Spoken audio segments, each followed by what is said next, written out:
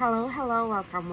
Jacqueline here again, and for today's video, I will show you how to book your flight. So, for example, if you are booking domestic or international, you need to check the terms and conditions of your ticket or the fare rules. The fare rules will be included while booking. So, if it's very important to check on that. So especially if you are booking directly on the airline's portal or website, please check on it because as a travel agent specialist, we've been receiving, or reservations specialist or agent, we've been receiving a lot of concerns about your airline tickets or reservations. Mag-English muna ako kasi para maintindihan din ng mga ibang passengers na taga-ibang bansa, no? Pero baka hindi ko hindi ko ma-achieve talaga.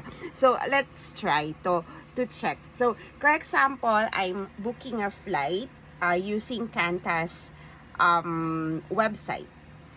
So, extended session, no? So, ayan. Meron akong binubook ngayon from Auckland going to Manila, round trip ticket. So, there's a lot of tickets availability. So, you need to check. So, if you are booking a cheaper flight, of course, that's the basic or most restrictive ticket. So, kung mura, mas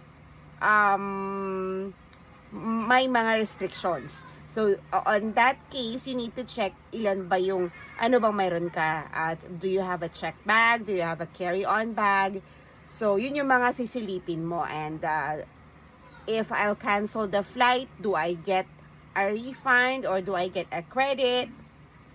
So, yun yung mga importanteng i-check para hindi kayo mapilit sa mga agent na ipipilit niyo yung gusto niyo, no? So, do not insist what you want to do if you know that your ticket is not eligible for those changes that you are wanting to do, okay? So, like for example, for this one, okay, so ito, nasa front or back camera na tayo. So, I'm using Qantas website. So, this is just an example. So, I'm booking Auckland going to Manila round trip ticket. So, nilagay ko na yung date, that's February 12, and then going back, or the return flight is 22nd of February. So, ilalabas dito, iba-iba naman yun ng website, but huwag kayong matakot mag-scroll or mag-check, no? Kasi nakakaano lang sa una, pero you need to check on your own kaysa mabigla na lang kayo, hindi niyo alam yung mga binubook ninyo, no? So, these are the options of the flights. So, for example, I choose this flight, 6:50 from Auckland, and then the connecting flight is in Brisbane, which is arriving 7:30, and then from Brisbane 14:20, and then going to Manila 20:20. So 14 is around 2 p.m. right? So yan, 2 p.m. Hindi tayo makabisado sa military time, and then darating siya ng 20, that's 8:20. So ayan. So may connecting flight siya. So here are the terms and conditions or the details of this ticket. So if you choose to buy $613, this is in NZ dollars. Parang nakita ko kanina kasi parang they will collect in New Zealand dollars eh. So, ayan, 613, ito yung pinakamura. May sale, may saver, may flex, may business sale, may economy sale. So, this one, 613, this is just for the outbound flight or the departure flight. So, Qantas points earn, you have 3,600. Status credit earn, 50. So, changes, mayroon siyang $200 fee. So, kung magpapalit kayo ng flight, mayroong fee plus the fare difference. Cancellations, mas mahal. There is $400 fee.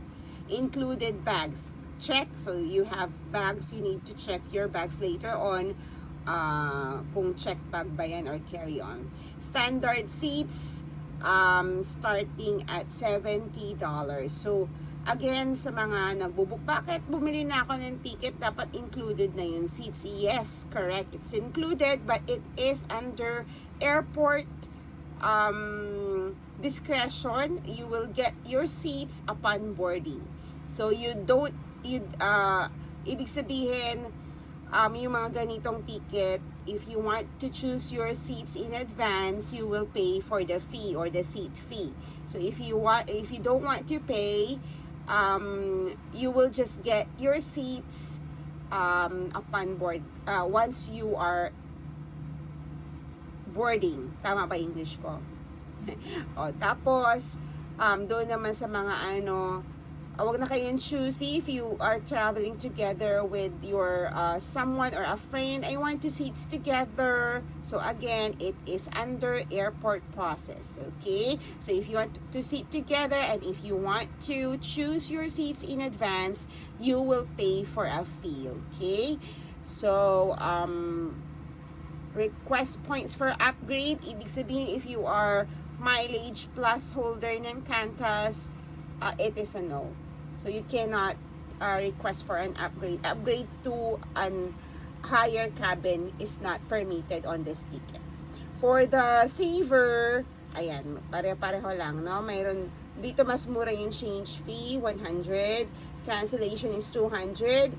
Include bags, and it includes standard seats. So, you have a standard seats. Ayan, free na siya. So, if ever you will check the seat map, and if there's a free seats, you can choose your seats sa seat map nila. But if not, again, the seats will be provided at the airport. So, flex ticket, 1,298. Ayan. No changes, no fee, so free ang mag-change. But again, yung walang ibig sabihin, free ang mag-change, pero mayroon pa ring fare difference, okay? So wala ka lang fee na babayaran pag changes. Cancellations is free as well. If you cancel your flight, wala kang mabayaran na cancellation fee. And then it includes bags, standard seats, mayroon din request points for upgrade. If you want to upgrade your seats to premium or business class, you can use your points. So that's the fare rules. So business, same. Pag sa business sale, ayan, mayroong 300 changes fee at mayroong 500 cancellation fee. So, ibig sabihin, pag nag-change po kayo ng flight, may babayaran kayo $300 plus the fare difference. Okay? Kasi, di ba, papalitan mo nga yung flight mo. So, yung preferred mong flight, i-check yan how much is the fare difference. You will pay for that for two amounts. Separate amounts. So, cancellation fee, if you cancel your flight, you will pay for $500. Okay, it also includes bags, standard seats, and you can also request points upgrade. Bakit kaya may upgrade pa? Business na siya. So, ayan, medyo nalito ako dyan. So, this one, ayan, mayroon siya economy reward, 36, bakit ano to? Hindi ko to get. So, ayan, ganyan na lang. Basahin nyo lang yung fare rules, ayan. Travel business, maximum stay 12 months. So, ibig sabihin, yung ticket mo, validity is only for 1 year. Stopover. So, mabasahin nyo itong mga to. Fee listed in the fare rules may vary depending on when your ticket was purchased. The applicable fee will be displayed prior to your cancellation or change. So, changes are permitted before and after departure of the first flight in your booking. So, any changes, guys, if you want to change, if you want to cancel your flight, always do that before your departure schedule time or booking or date, because it will avoid a no-show fee. Kasi pag na no-show yan, wala nang silbi yung ticket mo. So, if you were tagged no-show, you will not be able to use your ticket. Okay, so dito, a change fee of $300 NZD per person applies. Your flight can only be changed to a few fare of equal or higher. So yun nga, fare difference, it may be a higher or equal or lower from your ticket amount. Alternatively, a flight credit can be used to book fare lower than your original ticket price. So yeah, if the ticket is non-refundable, you will get a flight credit. And then there may be a fare difference between the fare of your new booking and the original fee. So yan, palaging mayroong fare difference. No-show, permitted a fee of $800 New Zealand per person applies. So yan, mayroon siyang fee pag no-show, $800. So, ang laki, diba? Yan. Name change are not permitted. So, I think this applies in most of the airlines. So, no name change. So, please be aware and be guided to put your correct name, same as on your government ID or on your passport. Always do that. Do not put your nicknames or yan, maski na isang letter, pwede yan documentations lang. Documentation, we will document your correct name, but if you want to change the name on the ticket, it's a no-no, okay? May mga iba, ang daming mapilit. No, I want the real or the correct name on my ticket. So, hello, bakit ka nag-book ng maling pangalan? So, you cannot do that. So, we can document it so that you can pass the security, and don't worry if in case you can still take the flight. It's just that we will make a documentation of the correct name. Just show your additional ID or documents or passport at the airport security or airport agents, and you can still take the flight. Okay, so yun nga lang, talagang hindi talaga mapapalitan yung name sa ticket. It depends on the changes, okay? Kasi lalo na pag kunwari yung ticket mo ay iba-iba ang airline, kunwari na book sa travel agency, mayroon kang o di kaya under Qantas, and then you are traveling with a different airline, we cannot really change the name on the ticket, okay? But we can always put a documentation and you can still take the flight. However, you cannot do the online check-in. It will always be an airport check-in process. So you will need to check in at the airport for manual validation. So cancellation here, you need to check, okay? This is just an example, but lahat naman ng airlines may ganito. Standard seats, okay. Children and infants, yan, may mga naman, discounts apply for children 2 to 11 years old is inclusive.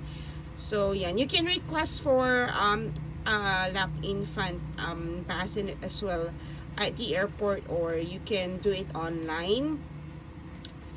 Ayan, ito lang naman yung mga basic reminders when booking a flight. So hindi ko naman na i-ano-ano yan. So ito, kunwari, ito na yung return flight. Let's choose this. Let's try lang mag-ano, no?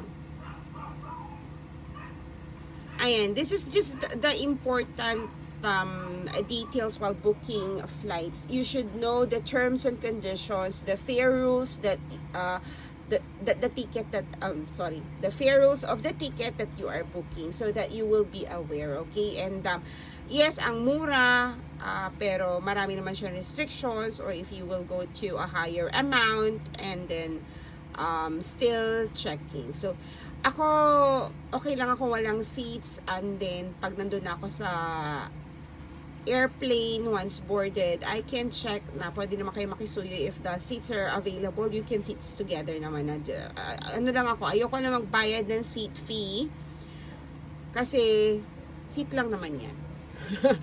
Pwede naman kayo makisuyo sa loob ng aeroplano or sa flight attendant to seats together. They can make arrangements, okay?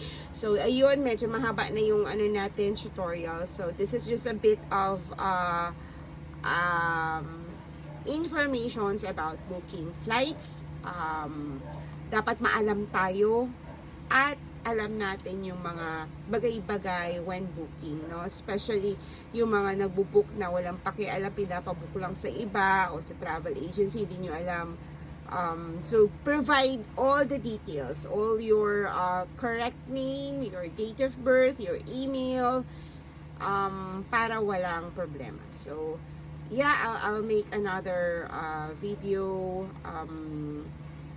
for other topics about booking a flight. Okay, thank you for watching my video. Have a great day. God bless everyone. Bye bye.